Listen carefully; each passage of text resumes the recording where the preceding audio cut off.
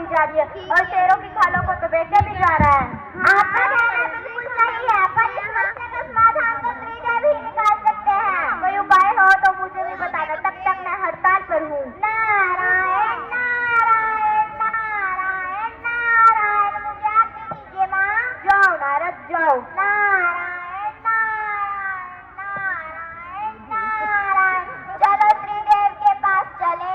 नारायण नारायण नारायण नारायण। जहाँ क्या आप तीनों भी हड़ताल पर हैं?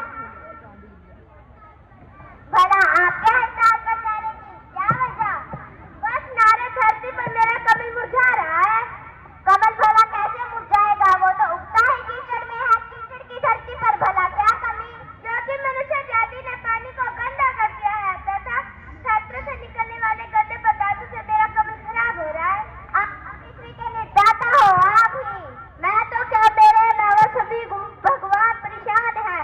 ईस्ट और पृथ्वी बढ़ रहे हैं। दुआई हमारा दुआई। पृथ्वी तुम इतनी चिंतित क्यों हो? तुम्हें परेशानी क्या है?